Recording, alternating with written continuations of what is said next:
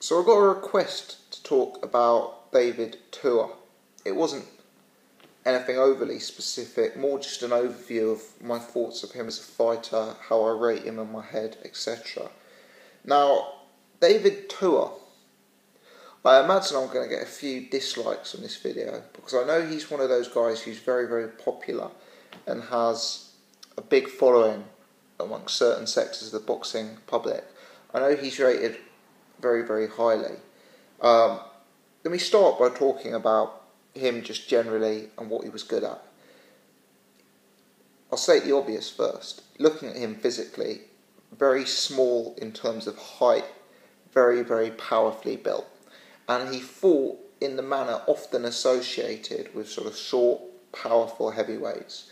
So, to name a few examples of people you could maybe compare him to, Joe Frazier, Mike Tyson. To think of a more recent example, the only one I can think still currently on the scene is maybe Derek Chisora.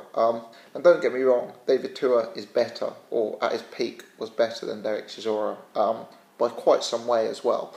But what I'm trying to get across is I view him as that kind of style, coming in low, throwing hooks, trying to get in close, trying to maul, come forward, aggressive, bull of a fighter. Let's talk about his attributes. Clearly a very, very big puncher. I don't have his KO stats to hand. I don't have his record to hand actually, but I know he's known as a puncher, both in terms of reputation and the way he delivered in the ring. Very aggressive fighter who could be aesthetically very entertaining to watch. Come forward, all action. Clearly, the guy wasn't an elite technical boxer in terms of, some of the guys. He didn't have Floyd Mayweather style skills. He was more of a sort of, as I say, come forward, aggressive fighter. He'd take shots in order to get off. He'd try and get on the inside and throw big, big power punches. So, an entertaining fighter to watch, a powerful puncher. The other thing to mention about David Tua is his chin. Never been knocked out. Even though he went on for way too long, he fought even relatively recently against the likes of Alexander Ustinov, always went the distance, even though he came into the ring horribly out of shape, massively overweight, an excellent chin and an excellent sort of will to win, will to survive, durability. I remember that Lennox Lewis fight. Some of the punches he took that night, would have killed most men. He kept coming forward, he kept bringing the fight. Real one of the great, all-time great heavyweight chins in my opinion. The other thing to mention about him is, even though he was potentially Chisora-esque in the sense that he came forward, he had that sort of one-dimensional come-forward approach, but his movement, and I don't just mean foot movement here, body movement, head movement, was a lot more advanced and a lot more dynamic than the likes of a Chisora. Even though David Tua was a very short heavyweight, he had the ability to sort of bend, he had the ability to weave a bit, almost like a Joe Frazier weave, but he could bend at the waist, he could bend at the knee, and he would come in low. So even though he was already a shorter opponent than the likes of a Lennox Lewis, he was coming in even lower. He was awkward. He also had, in my opinion, reasonably good head movement. He presented a moving target, even though he was coming at you, and you could predict he was coming at you, and he was coming forward, in a one direction. He wasn't exactly the easiest guy to hit. He had a sort of high guard, he had a head movement behind the guard, and he'd come in at awkward angles, bending and leaning, so that he wasn't exactly the easiest target to hit. So all in all, he had a number of attributes which meant that he was towards the top of the heavyweight division. Powerful guy with excellent strength, come forward, aggressive, take no prisoners fighter with elite level power, all-time great level chin, and some sort of, as I say, some sort of a reasonable amount. He was reasonably dynamic in the ring. He had some sort of capabilities in terms of head movement, body movement, etc. Like, imagine, for people who didn't watch David Tua, imagine Derek Chisora with... I don't want to keep saying Derek Chisora, but I think, because I know Derek Chisora is a far inferior fighter, but the reason I mention Derek Chisora is he is the only one of the current crop of, say, top 25, 30 heavyweights who's even vaguely comparable, in the sense that with Derek Chisora, it's not about range, it's not about height, it's not about the jab, it's not about slickness, it's not about technical capability. But we're talking about a guy who, like Chisora, was short, he'd come in low, he'd look to throw combinations of hooks, and he had good durability. So Chisora, I'll stop the Chisora comparisons here, but Chisora would be the equivalent, but as I say, at a much more elite level. In terms of David Tua, historically, I mentioned two other names in addition to Chisora as people you could compare him to: Joe Frazier and Mike Tyson. Now again, I'm being overly simplistic here. He wasn't an identical fighter as either of those two.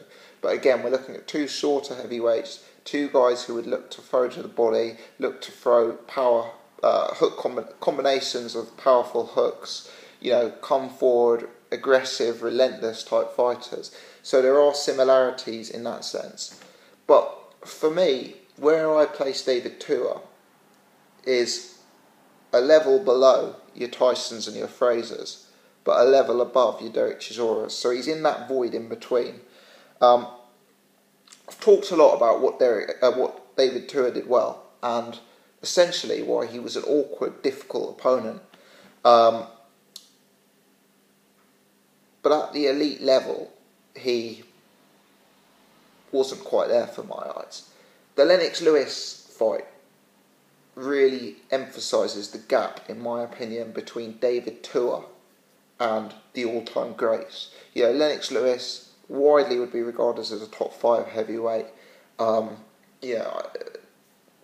sure everyone would consider Lennox Lewis a top 10 heavyweight, surely. But I mean, Lennox Lewis absolutely destroyed Tua that night. I rewatched the fight relatively recently because it is an example of some of Lennox's best work. And Tua starts well with the elusiveness, as I was talking about, the head movement, the high guard. But over the course of the fight, Lewis, erodes his defence and is able to land. And unfortunately, Tua just didn't have the athleticism.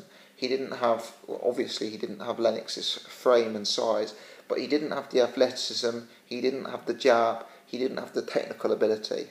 What that meant, all in all, is that he could be outboxed by a good level boxer. He showed great heart and determination in that fight to keep coming and to stay up and to not get knocked out. But realistically, Lennox Lewis did a job on him that night, won every round en route to a relatively convincing victory. I think in that fight, David Tua showed his limitations in the sense that Lennox was being effective round in, round out in the same fashion. And what David Tua didn't do, and it's probably because he couldn't do it, because as a shorter heavyweight, as a guy who didn't have great technical skills, he couldn't really make adjustments. He couldn't suddenly jab with Lennox because he didn't have the range. He couldn't vary up his game because what David Tua was a short, powerful, come forward, aggressive heavyweight. But what you'll notice is he doesn't have a change to his game plan. There isn't, in my opinion, great versatility that comes with being an elite all-time great heavyweight. And from my eyes, he was just a bit slow, a bit unathletic, a bit lacking in technical ability for that fight. Probably stating the obvious against Lennox Lewis. For me, Mike Tyson, who was obviously vastly faded when he fought Lennox Lewis, Mike Tyson caused Lennox more problems in the first round of their fight than David Tua did in any round in this fight, which I think is telling and is one of the factors in saying why I'd consider Frazier and Tyson up here, Tua up here, Chisora somewhere down there. But The Lennox Lewis fight is one example. Two other examples: the Chris Bird fight, obviously. Chris Bird, known as one of the best pure boxers in the heavyweight division, a great technician, clearly not an all-time great in the same league as Lennox. But again, Chris Bird is able to do a similar job without the sort of devastating power and beatdown that Lennox handed out. But we're talking about someone really, really outboxing Tua.